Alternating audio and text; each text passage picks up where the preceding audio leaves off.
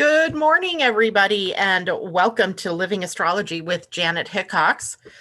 Grab your cup of coffee or your tea, sit back, and let's chat about what is happening up in the stars above for today, tomorrow, and Sunday. It's the weekend. Hallelujah.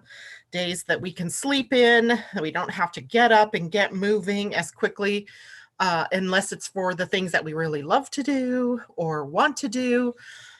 But this weekend may be a weekend of getting some things done, as the moon currently in the sign of Leo is going to transition later this evening or early tomorrow morning into the sign of Virgo, the sign of work and liking to get things done.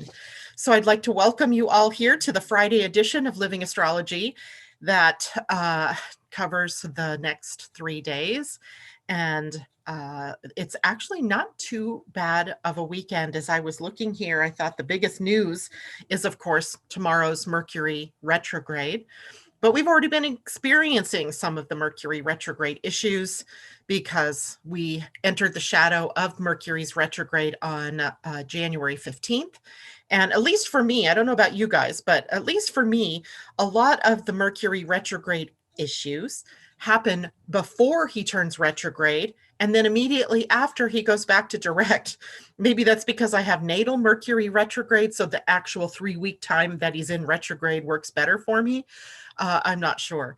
But the sure thing is, when Mercury turns retrograde, of course, we have to back up our data. We have to be careful about our technology. We have to check and recheck before we send out anything communication wise, even checking your own mind before you say something that you don't mean, or before you write something out and it sounded really good in your head, but then you send it and you read it later going, ay, ay, ay, what was I thinking? And of course, this particular Mercury retrograde is happening in an air sign. In fact, all 3 retrogrades for 2021 happen in air signs fully, like fully embraced within the sign.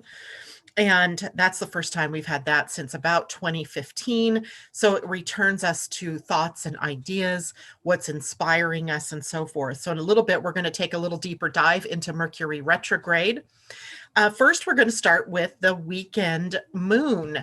So as I said, today the moon is in Leo, and he is in the closing phase of Leo. In fact, as I was looking here today, there's only one actual aspect that the moon is making, and that will be to an opposition to Mercury. So Leo and Mercury connections make me think about, are we living our dreams? Are we living our passions? Are we aligned with what it is that we love to do? And just making sure that's my cat, because a few minutes ago, another cat was in here. And so with the moon in an opposition to Mercury in Leo, it's an opportunity for us to take a look and understand, are we expressing the things that we want to express?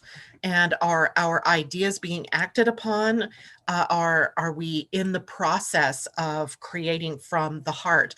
And it's really interesting because I've already had a conversation, a little bit of one this morning with Asa, about ideas, and I've been feeling really pulled to do a lot more communicating, not necessarily in the videos like we have here, but through email or through coursework and things like that. So I was trying to generate ideas and inspiration, and that is also a part of the moon today in Leo, opposing Mercury before Mercury goes into retrograde, which possibly means that we don't take action yet on the ideas or the things that we're thinking about today, or the inspiration for our personal self-expression, because it's maybe not quite the right timing. But retrogrades are really good for searching inside of ourselves. So maybe this is going to be the trigger that takes us all inside for us to understand what it is that we really want to do, to get aligned with our heart, right? Not just with our minds. This is a mind-heart alignment. Leo rules the heart and Mercury rules the mind. So a mind-heart alignment is how we spend most of the day today. Later this evening, about 5:53 p.m. my time, so West Coast time, 8:53 for those of you on the East Coast, the moon will move into the void and she will not make any more new connections to planets or to new signs until 12:02 a.m. Saturday morning, my time, so 3:02 a.m. for those of you on the East Coast, when she moves into the sign of Virgo. And so for the entire weekend, we have the moon in a sign of work and service and health, which is a wonderful place for the moon to be. And Virgo then rules everything to do with the physical body. So tomorrow and Sunday might be great days to get some exercise, to focus on what your diet is. Are you eating the right things? Are you eating things that are good for you? Or have you been maybe, from the Christmas holidays, getting a little bit too much sugar? All of those kinds of things are up for us to take a look at this weekend. It is a very healing energy. Virgo is the consummate healer. It's almost as if they combine intuition and ability to see into the body with their hands, or their ability to know exactly what it is that you need for healing. So we also have that ability as individuals to look into our own bodies to see what it is that needs healing, to take the steps that we need to take in order to facilitate that healing. And of course, exercise is a part of it. So maybe it's a great weekend to get outdoors, get your bicycle out, get your walking shoes on and take a stroll around the neighborhood. Maybe go out and enjoy nature, as Virgo is an earth sign. So there's an appreciation for all that Mother Earth has to offer. But as well, Virgo rules work, and it rules our jobs, the work that we actually do in our jobs.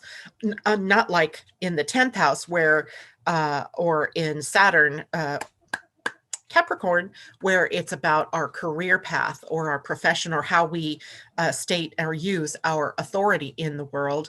This is more about the environment that you work in, the people that you work with, the routines that you get into on a daily basis as you go through your day, your work day. So emphasis might be on things that we do in our home environment, perhaps, or in our work environment, or if you work at home, which a lot of us are doing these days. What I always do is work at home. So it might be a great time to focus on tidying things up, seeing to the details of things that need to be finished. Maybe it's a great weekend to start your taxes, right? Because we're better able to see the details, as Virgo is a sign of organization, where planning and seeing the details comes much more naturally to us. But as well, Virgo is a sign that is ruled by Mercury. So not only is Gemini the sign that is affected by Mercury retrograde, but also Virgo, and by a square energy from Mercury, because Mercury here focuses on analysis and critical thinking. It is focused and it is discerning. But with Mercury retrograde, we may have some issues trying to connect, to analyze things in a coherent way. But on the other hand, what if Mercury going into retrograde tomorrow, while Virgo is playing host to the moon, helps us to align with ideas and things that we hadn't thought of before, or helps us to go back to a plan that we had at an earlier date or something like that?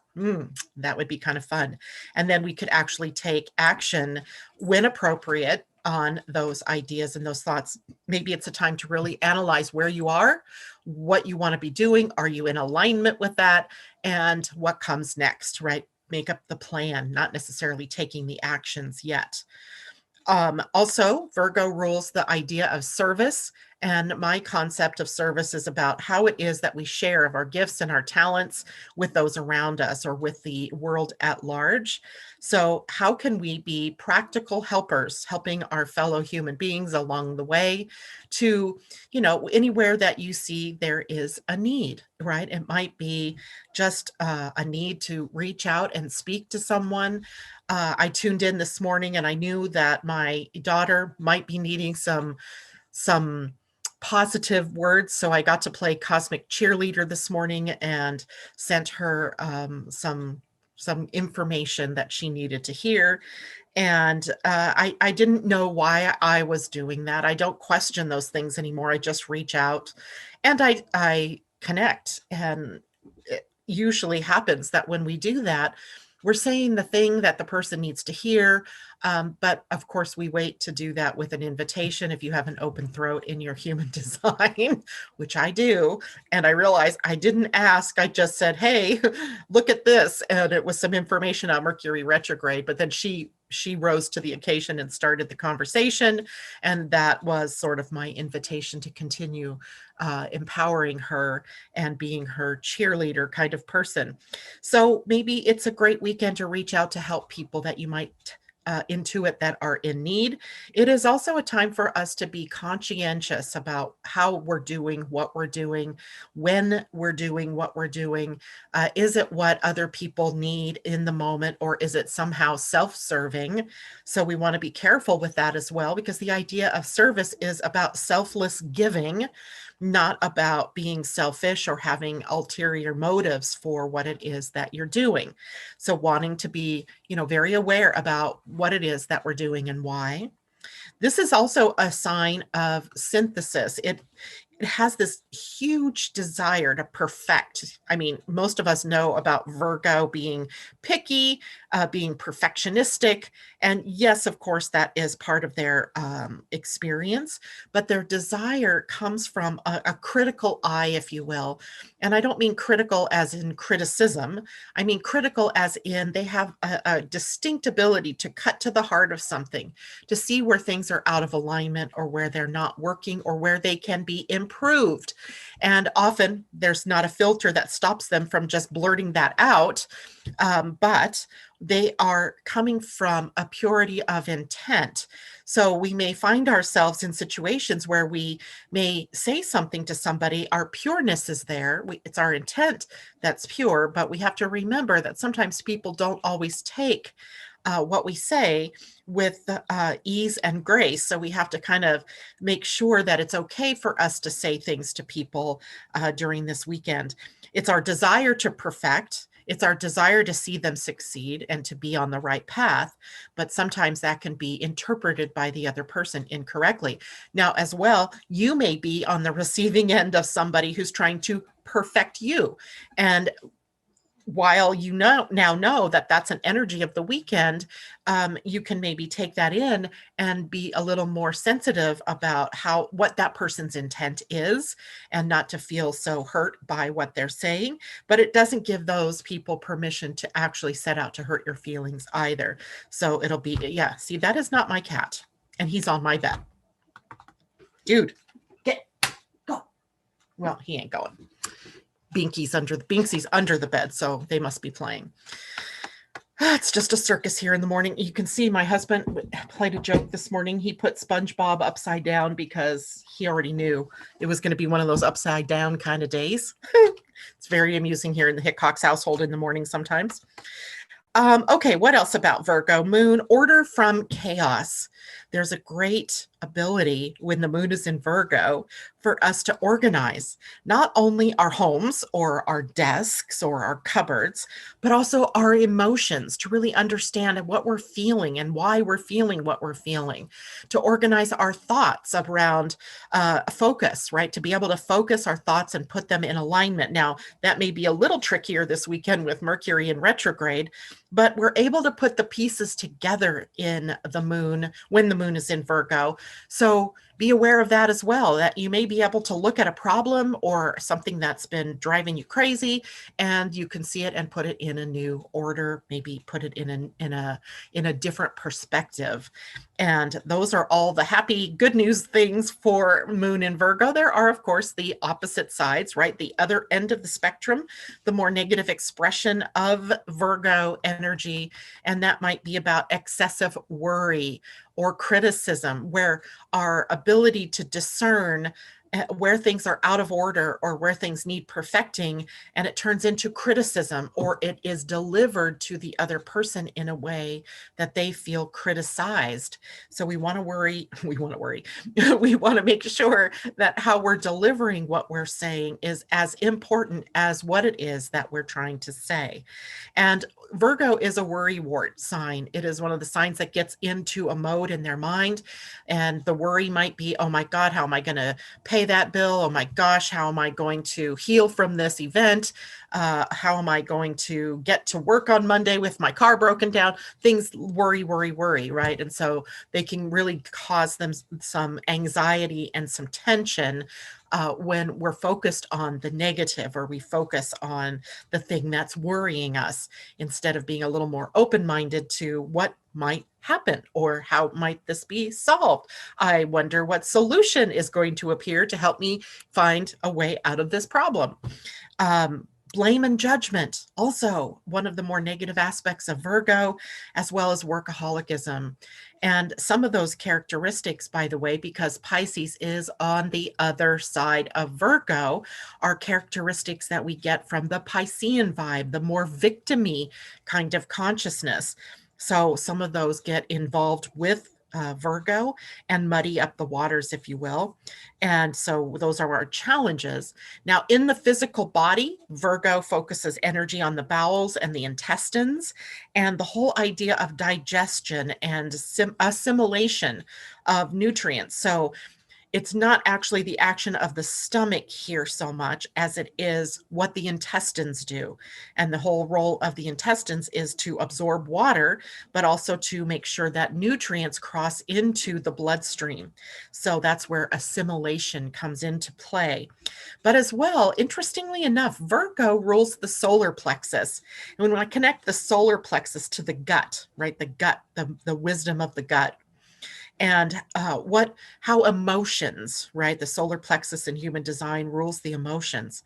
So how emotions play a role in how we are in our absorption of nutrients, of our absorption of what's good and right for us. So there's a connection here also to maybe some of the more negative aspects, where when you're worrying, or when you're critical, or when you're in judgment or blaming, that means your body is not able to take in the nutrients, the good things in life, the positive experiences of life. So these might be things that we're having to work through over this particular weekend. And literally, that's pretty much it about the moon and any of the transits that are going on. Next, we're going to talk a bit about Mercury retrograde. But right now, oh, hello. I want to say good morning to everybody. And let's see who's out there with us this morning. Tom Wright, good morning. And 882 Jess, good morning and happy full moon. How did everybody do with that full moon? I actually got to see it. It was gorgeous. My husband woke up in the middle of the night and said to me, "Why is it so light?" I said, "Because it's a full moon." We had a break in the clouds and we could actually see the moon. It was amazing. Christine Buckingham, good morning. Liz Schultz, hello. She says, "Morning all. I can finally join during the live show. It's my birthday. Happy birthday to you, Liz, AKA Solar Return." So I took off of work. Glad to be here with you all. We're glad to have you with us. And what a magnificent day to have your birthday, right? In the shadow of a Mercury retrograde, with a ton of planets in Aquarius, your natal sign. And wherever the house is that all of that energy is piled up in is where you have a lot of energy focus for the whole of the year, not just during this time period. So I think it might be auspicious for you. If you know your chart, Liz, give us an idea of what house that might be in. Good morning, Mimi. It's great to see you. And Asa, hello to you. And JLo, good morning to you. Coach Michael, hello. Mimi says, the hazy days of Mercury RX.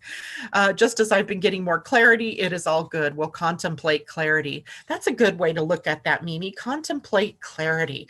Maybe, the clarity comes, but it's not quite time to take the right action yet. But that doesn't stop us from planning, as planning is a more passive action that we can take that is supported by Mercury retrograde, especially as we're making changes on the inner dynamic in response to whatever clarity is coming to us.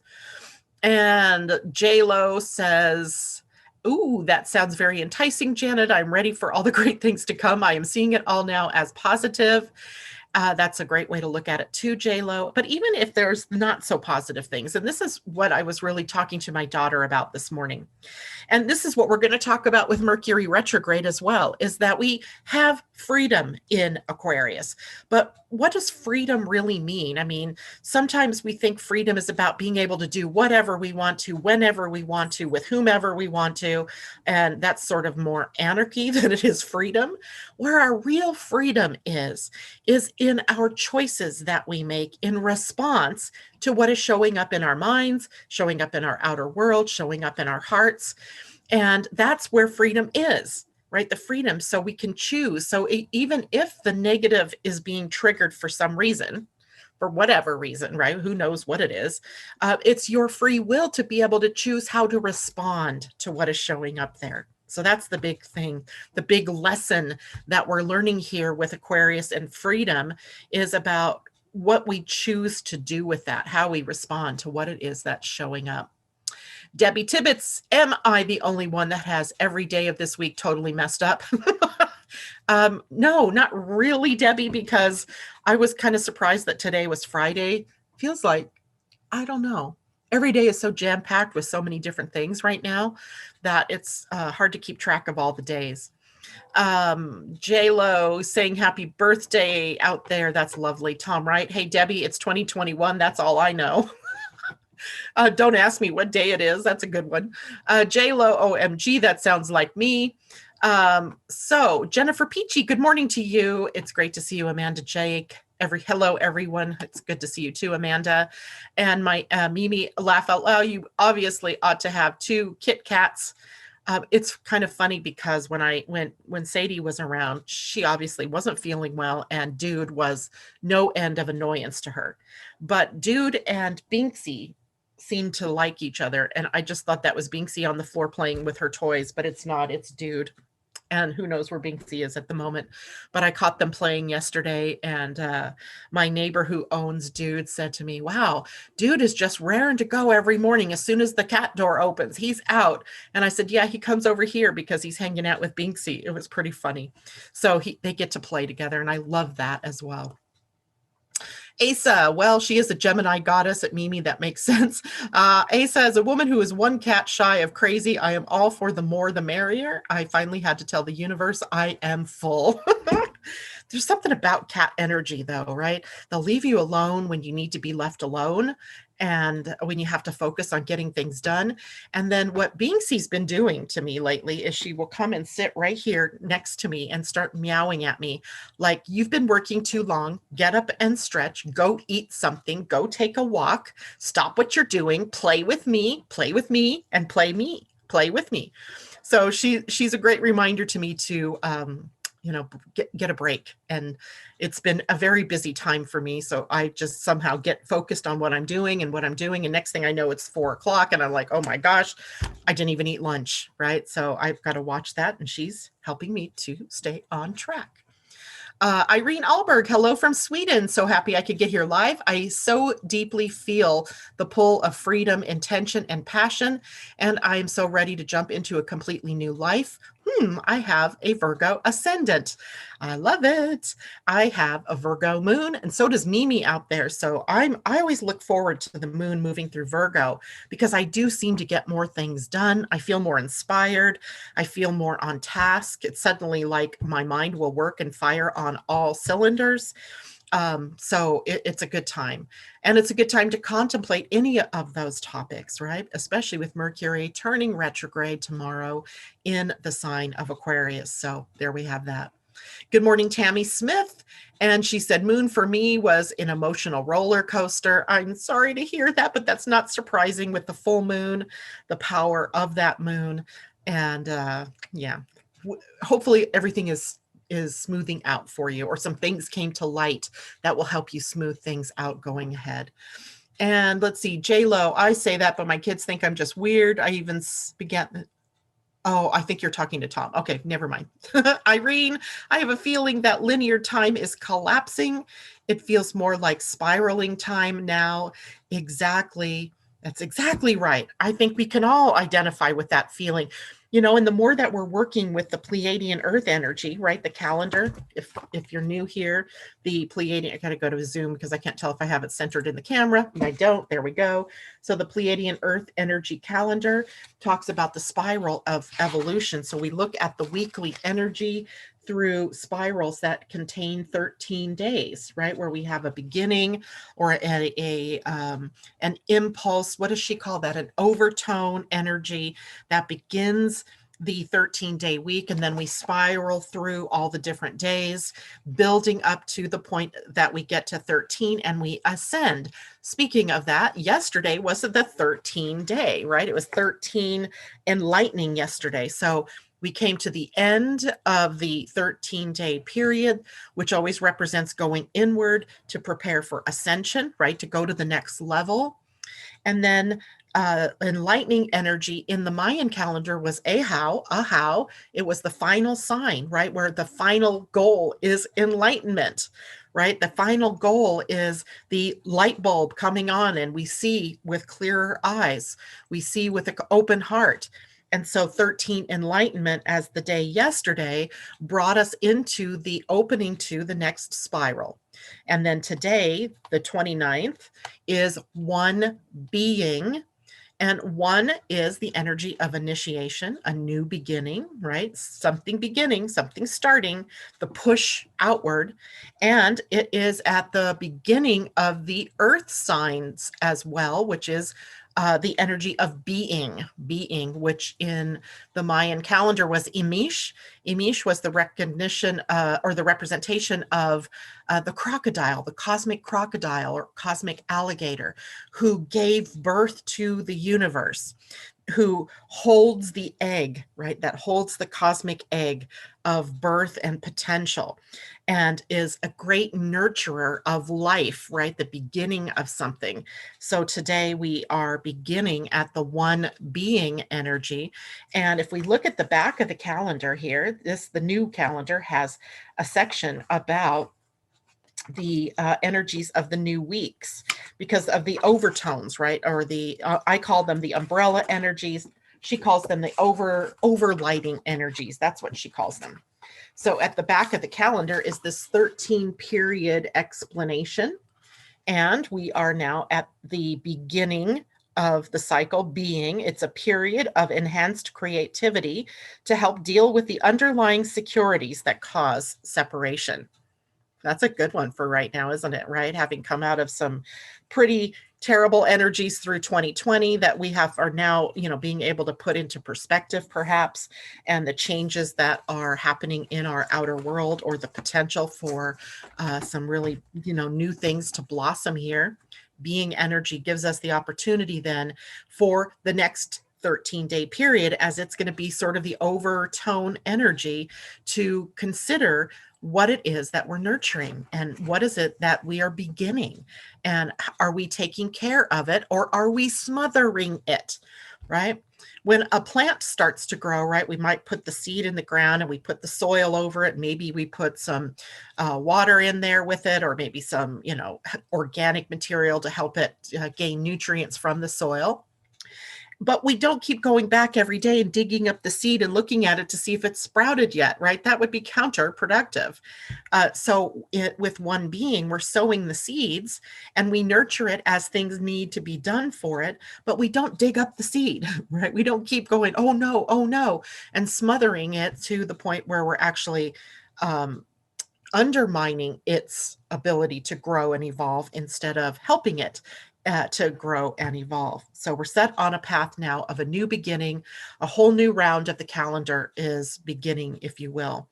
And so as we go into the first 13 days, the first 13 days of this period of time, every day, the universal number of the day is going to match the energy with the calendar in the first 13 days. So tomorrow will be 2 breathing, right? So 2 is the number of duality, and breathing is the second earth sign. So it is a day for sharing ideas, for noticing how we can, how we've used the energy of duality to create separation and division on the planet instead of duality being something that we were meant to use as a way to see that more is possible, right? And instead, we've taken it to the most negative degree that we really can.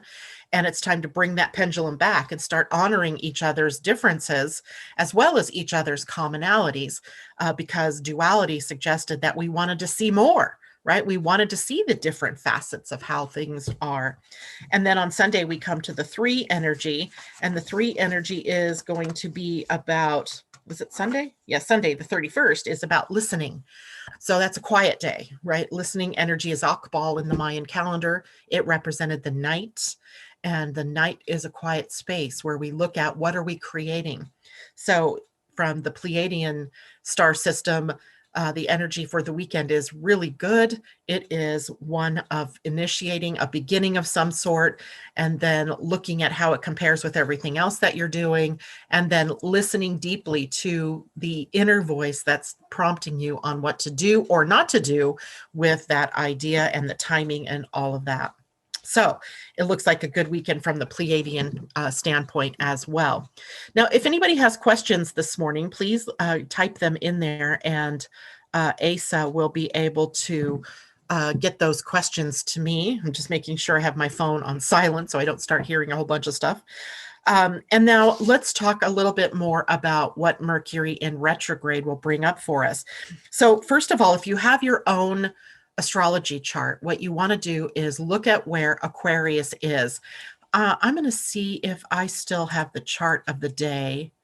Let me see if I can share my screen here. Nope, I don't want to share that yet. So hold on one moment. I'm going to bring up the chart of the day. I do have it. Okay, so now let me share. Here we go. So we're going to pretend at the moment that this is a person's chart. And a couple of things jump out at you, don't they? First of all, if we cut the chart, I'm getting cat hair all over me now. Thank you, guys.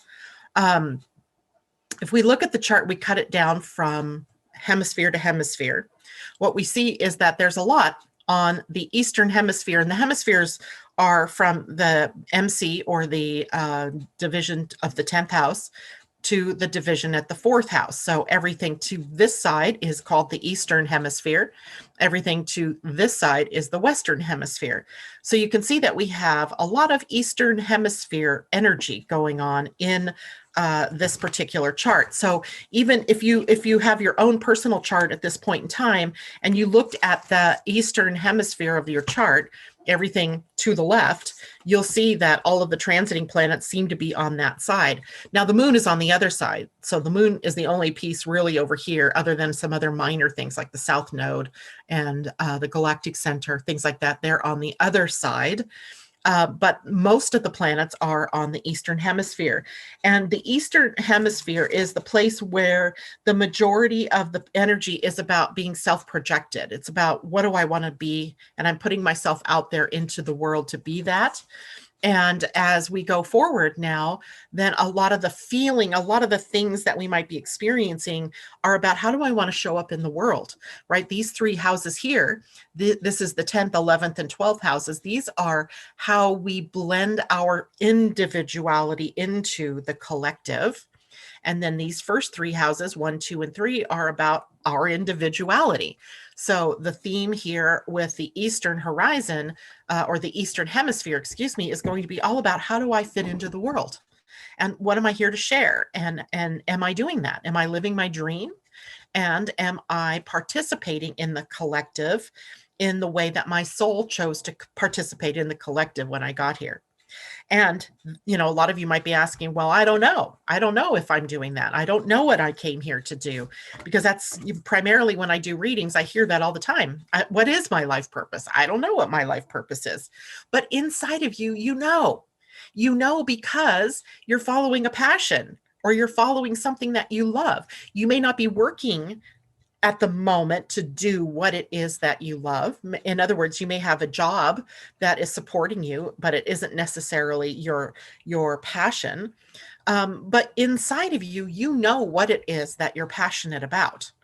And the objective then is to align yourself more and more with what it is inside of you that you love and what you're passionate about. And I know there's going to be a lot of what ifs or buts or shoulds or coulds. And all of that needs to just be put on the shelf, like just put it aside, just brush it aside for the moment and let your focus be on what I really desire and what could be, right? What could be. So those are the things that we are looking at with this Eastern Horizon focus. Now, the other thing that we want to look at is right here. When I've been doing the readings for people for 2021, this sign right here, Aquarius, has all the energy in it. So if you look at your own chart now, you're going to see Mercury, Pallas Athena, the Sun, Jupiter, Saturn, and all on the outer wheel. If you're looking at a transit chart, an outer wheel here, because this is where all the focus is. And the focus in this particular chart happens to be aligned with the ruler, Aquarius. So the 11th house focus here is all about the creation of a dream and living from the planning and living the dream, as well as communicating with groups or through group identity and through networks and social contacts and things like that. Social media falls neatly into that. The internet falls neatly into this category. And then as well, this is a house of humanitarianism. What are we doing to give back to our fellow human beings? So that's where a lot of the focus is right now and will be through the end, pretty much the end of February. You know, planets will start moving on, but we'll still be left with Jupiter and Saturn here. So the focus still for the year, and even a little bit longer than that, is still going to be on that Aquarius part of your chart. So whatever house it's in shows you where the action is taking place. So the action is taking place here in the 11th house of hopes and dreams and networks of people and humanitarianism. But there are 11 other houses where in your own chart things can be happening. So if you go back to what does the house mean, and you look at what does Aquarius mean, then you have an idea then of how this is affecting you as you move through 2021. Now, don't forget, Aquarius doesn't live here in a void all by herself or himself. You can look to the opposite sign of Leo, because Leo is the opposite of Aquarius. We have to factor it in. And we might as well look at what's square to Aquarius, and that would be our friends Scorpio and Taurus. Not much going on in Scorpio right now. Not much going on in Leo either, except the ending of the moon's transit here. But look at Taurus. Taurus has Uranus, the black moon Lilith, and Mars moving through here. And that puts the energy of Aquarius, what's happening in the Aquarius part of your chart, at odds almost, or in a challenge to what's going on in the sign of Taurus. Now, Taurus here has the planet Uranus in it, which is working to change our economy and how we buy, sell, trade, how we earn money, how we value resources, what are our values. But on a personal level, it can also be working to change your idea of worthiness and your identity with self-worth. So a lot going on. And any planet in here then that comes into an important change or into an important transit with another planet is going to set off or fire off energy in at least these 4 places in your chart, right? So 4 areas of our lives are really under the gun this year.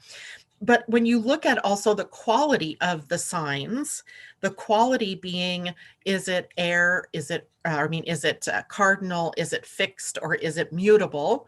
You see that these 4 signs are fixed signs. So what we might find ourselves dealing with is the places in our lives where we're stuck, where we are hard-headed, right? Where we are closed-minded, where we feel so comfortable that we don't stretch and grow. We don't reach out to get beyond where we are. And as fixed signs go, their positive characteristics are they're loyal and they're steady and they're stable. So we don't want to let go of the good qualities here, the stability, the security, and all of that. But we do want to see what is coming to our attention that is calling us to change, where the rut isn't serving us anymore, where being stuck isn't serving us anymore. So that's basically the energies that we're dealing with, in the bigger, the macro. But now if we look closer at what's going on, let's say with Mercury, because of course Mercury is turning into the retrograde tomorrow morning, by the way, at 7:51 a.m. Pacific time, 10:51 then for those of you on the East Coast, just to get a perspective that, it's in the morning that this changes. So we begin right away in our day kind of living this Mercury retrograde. And he turns retrograde at 26 degrees. You can see that number 26 there of Aquarius. And he's moving backwards. This direction is backwards, right? Everything in an astrology chart moves around counterclockwise, unless it's in retrograde motion, and then it moves clockwise. So we have Mercury then getting ready to move backwards and till he returns to the 11th degree of Aquarius. And then that's when he will turn direct and move forward again through all of the same places he's already been.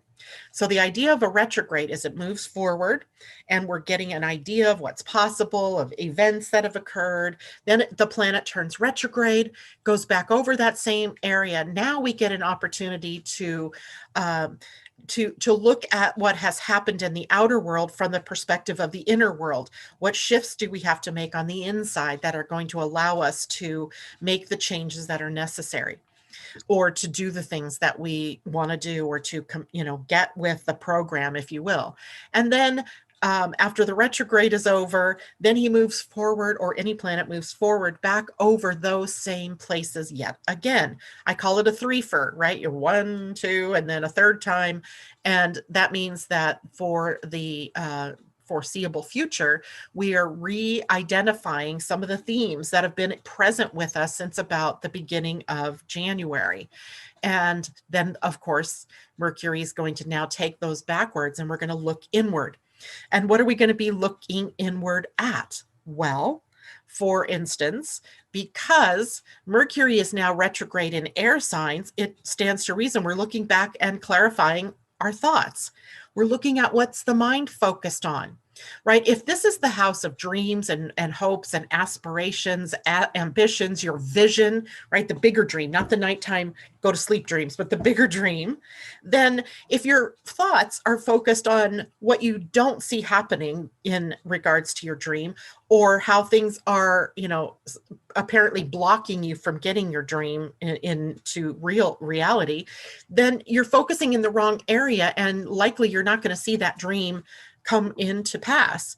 So we really have to clarify what our thoughts are around some of the things that have been occurring for us. So if you've had opportunities to make changes, but then you find yourself in resistance to making the changes, which is very possible when we're looking at fixed sign energy, right? It gets stuck. It likes it where it is. It's quite comfortable.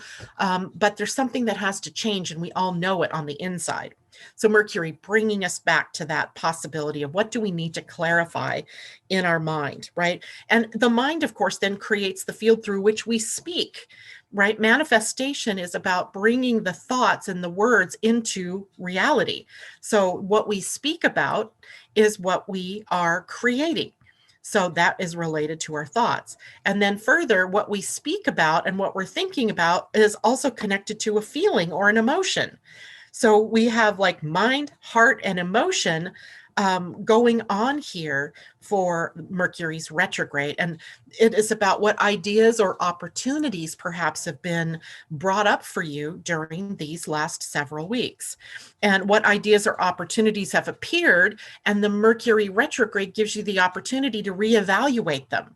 Is this where I want to go? Is this where I want to go? Is this the program I want to use? Is that the person I want to work with? And all of these things that have maybe been ideas that have been generated now get to go back inward for us to reevaluate them and to consider our options, right? It's not time to necessarily take action steps yet, but consider all of the options that you have here. Now, as far as your dreams and ideals and hopes and whether or not you have it in your personal 11th house or not, it's still a theme in Aquarius energy. Those have to be clarified as well, right? Do you have an actual plan that is going to be something you can put in place to enact your dream, right? Those are questions. Freedom, another huge quality here in the sign of Aquarius. And Mercury, as a communicator, is really bringing up the themes.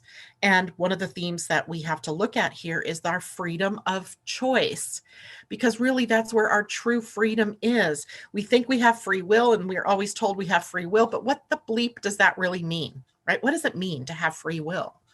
Well, free will is really enacted when we choose what it is that we're going to say, what it is that we're going to think, what it is that we're going to do, how it is that we're going to respond to what is happening in our outer world. So freedom, freedom of choice, freedom of being, what are you focusing on? And is it in support of where you want to go in this life? Is it in support of the positive expression of what's coming up and new? Or is it dragging you backwards? Right? Is it holding you down? So those are things that we get to consider. And now if we look at, I'm going to stop sharing that screen. If we look at Mercury through human design, it's turning retrograde at the gate 30. And I do not have a chart. Do I? Well, anyway, I don't know. I don't want to go, maybe I can find it. I've got some time. I'm going to find this graphic that I want to show you. So let's see, just a moment while I find it. Oops, that's not the one. Graphics, because I know I just made the graphic for this for Jupiter at these gates. Here we go. Now I'm going to share my screen. Perfect. All right, so you're seeing a blank, pretty much human design chart. For those of you who have started taking the Human Design for 2021 course, you've probably seen this graphic, and this is of Jupiter, who will be sitting at the gate 30 in 2021. But right now, Mercury is sitting here on this gate, and this gate 30 is an intense one. In fact, any person whose chart I look at that has the gate 30, we have to have a very distinct conversation around passion in their lives, desire, and how intense that passion is. It's catching passion. We're not talking sexual passion here. We're talking about the passion to do something, of a subject that you're wholly and fully engaged in, right? That you really love, that you're passionate about. I'm passionate about astrology. I'm passionate about human design. I'm passionate about helping people find their pathway to living their truth. And this gate here, it kind of magnifies and amplifies the whole idea of passion. So with Mercury sitting retrograde here, it's almost like we feel a very intense desire to get somewhere, right? To get moving in a specific direction. But Mercury's retrograde. Bom, bom, bom. So the passion has to be stimulated from inside, right? Taking a very deep look within you to discover what it is that you're really passionate about. And I want you to note how far away from the throat center, which is the center of manifestation, this particular gate is. In fact, it's not even aligned to make it to the throat until it goes through some other centers. And some of the centers it might have to go through would be the root center, the center that is about an impulse to move forward. And it would connect to the gate 41 where Saturn is sitting right now. And Saturn is about your duty to find and imagine what it could be like when you are living from your passion. And then to get to the throat, maybe it has to move up through the sacral, which is where the energy engine is to get it going. And then that energy can only go upward here. Well, it could go other directions, but we're going to take it upward here. And it's going to go through your soul. It's going to go through your identity center. And then it can make it to the throat. And lovely energy here, 8 and 1. If this happens to be one of the gates it's going through, it's about self-expression and contribution. So right now, the consideration is, how do we want to express our passion, right? And looking at your own human design chart and seeing how it is set up right? What are the gates that are there, and are they open? And if you don't understand what I'm talking about, don't panic. We're working on courses for this particular information to get this out to people. And you'll understand that at least the energy that we have in the lower part of our human design, we want to get up to the throat so that we can manifest it. And anything, of course, at these two, we want to get down to the throat to manifest. But the takeaway message here with Mercury retrograding at the gate 30 is to reevaluate what you're passionate about. And are you living from that passion? Do you wake up every morning generating excitement to go out and live your passion? And it doesn't mean that you are taking action on your passion every day, but what's the feeling about it, right? What is the feeling you have about embracing what you're passionate about and living from that place, but then holding that lightly, right? This gate also has a tendency to attach to an idea of how that should happen, when that should happen, who that should happen with. And in this gate, we have to let it go, be passionate, feel the feeling, and add some possibility thinking to it. Like, I wonder how the universe is going to bring that to me, or I wonder how that's going to show up in my life. I wonder when that's going to happen. Being able to be in wonder and awe is a part of staying unattached to it being or showing up in on your terms instead of source terms or universal terms, universe terms. So hopefully that makes sense to everybody. I think I just saw a question from Asa. From Erica. My gate 30 isn't filled. What does that mean? It means it's open, Erica. When a gate is white, or a channel is white, or a center is white, it is where it is you take in the energy from other people around you or from transiting planets. So right now with Mercury sitting at gate 30, you're taking this in. And the open centers or any openness in the chart tends to amplify that energy and then rebroadcast it. And it could be a place of conditioning where you begin to be and act and do things that aren't necessarily true for you. But it is also a place where you can gain a lot of wisdom, because while that energy is activated, if you use it correctly, then you gain wisdom about how passion, in this case, shows up for you in your life, and how it is that you engage loving what you do and doing what you love. And do you allow the emotional feeling of excitement and passion into your life, or is your life devoid of that kind of thing? So I hope that helps. And that is true for everybody. If we go back to that human design chart for a second. Oops, I guess I have to share it if you're going to see it. There we go. So take your own human design chart, and yours might not look quite like this. This is from Genetic Matrix. And I'm starting to like Genetic Matrix a little more than neutrinos, but yeah, I'm still sending out charts that look a little different than this. The chart is lined up the same way. It's just not so circular. It's more angular. And when you look at your chart, wherever you see gates like this that are hanging, right? This is called a hanging gate. Whenever we have a hanging gate, it is activated when other people who have the opposite gate, or when planets are sitting at the opposite gate, then the whole channel becomes functioning. So this is the channel of fantasy and imagination. And so right now it is all activated for every one of you, no matter how it's set up in your chart, because there's a planet sitting at gate 41, Saturn, and a planet, Mercury, at gate 30.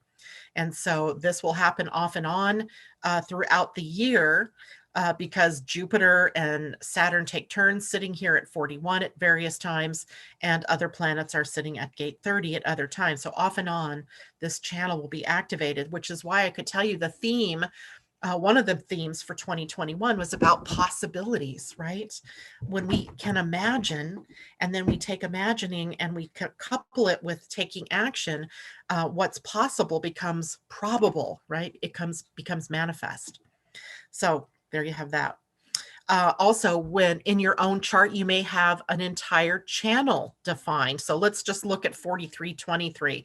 Right here, you see it's completely open. But if you have color, no matter if it's black or red or striped or half black, half red, half striped, half red or black, it doesn't matter. But if the whole channel is defined, for you from in your human design, you are broadcasting that energy.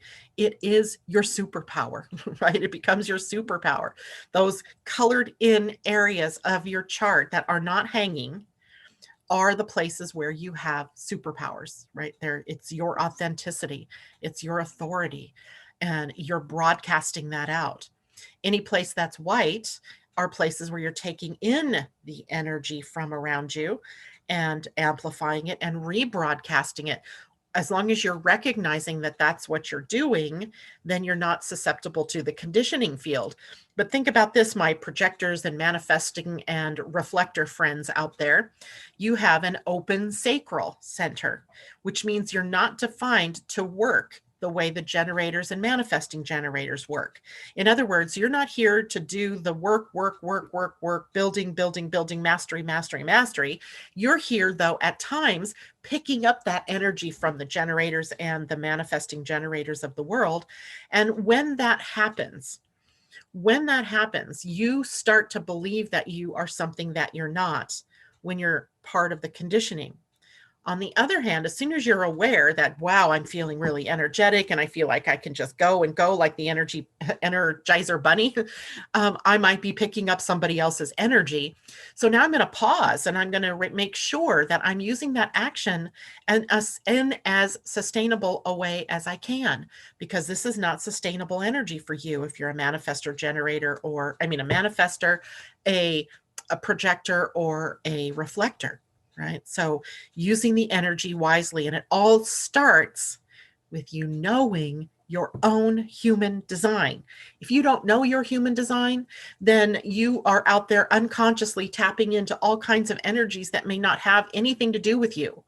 And then you may be taking action on those places, on those things. And there are several places in this chart where burnout happens. So if you're feeling fatigued, if you're tired, if you're burned out, if you're sick, if you have anxiety, if you're feeling depressed or melancholic, you might be acting on energies or reacting to energies that are not even your own. And the only way you're really going to know that is to study your own human design. And that often begins by getting a human design reading. That's what I'm going to be willing to translate into the next set of series of readings that I do, because we only have, 2 more days for people to get to purchase the reading for astrology for 2021.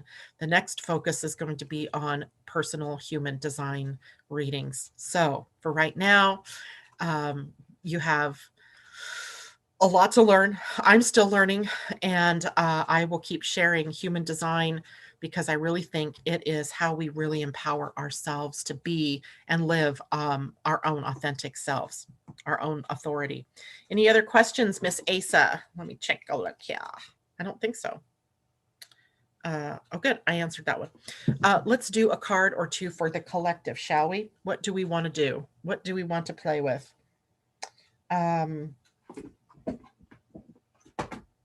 Well, oh, that one too. So I'm going to pull 3 cards. One is the Spirit Animal Oracle, which is always good for us to have a totem animal that helps to guide us through. So this is a card for the collective, a totem animal that can aid us with their wisdom and what they represent as we go through Mercury's retrograde, as we go through the weekend, as we work with Virgo energy. Ooh, lovely. Spider Spirit. Make your dreams real. What a great message, right? Spider. She is card number 56, which is an 11. So Spider Spirit, make your dreams real. Let's take and it was upright until I threw it. And but I have the book upside down, so that's not going to help me any.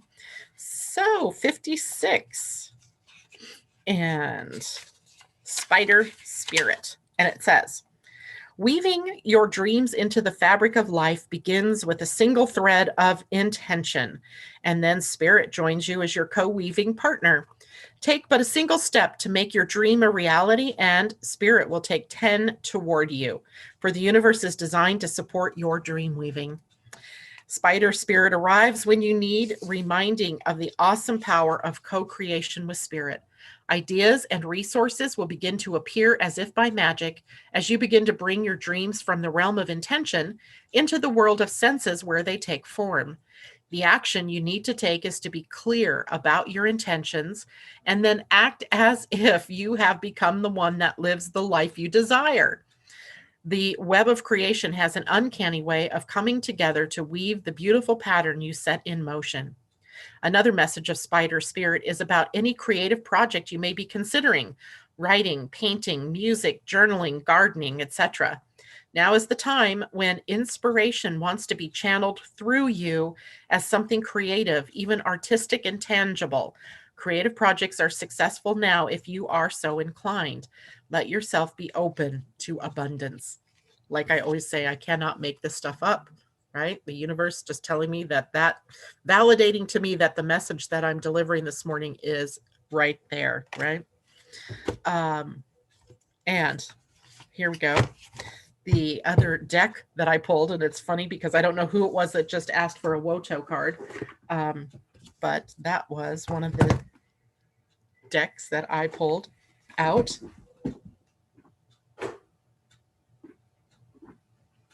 Cat mischief in the living room. Hello? Who's here? Me. Are you okay? Oh my, okay. Well, there was a person in my house, not a cat. So it wasn't cat mischief, husband mischief. All right, so let us do a card from the Woto deck, Wisdom of the Oracle. And round, upside down though. But look at that, doesn't it? It's the spiral, right? The spiral. And it's card 25, which is a 7. So we have 7 and we've had 11. So round and round in protection. So card 25. And here we go. So the message says, the essential meaning is the spiral quality of events when a lesson isn't quite integrated, cycles you are challenged to break, and revisiting a pattern from a new perspective. And the protection message says, are you refusing to see your own personal responsibility for repeating lessons you don't need to relearn? You have to surrender now to the fact that you are the common denominator in all these repeat performances. Be happy, for this is a wonderful spot to be in. You can now see the cycles that you wish to exit. Once you figure out that you have the power to stop going round and round, you possess the key to your freedom. Be good to yourself. It's not about blame, but accountability. You can have the abundant life filled with love and prosperity that spirit so wants for you. That's a great message. Great message. Again, in alignment with what we've been talking about this morning.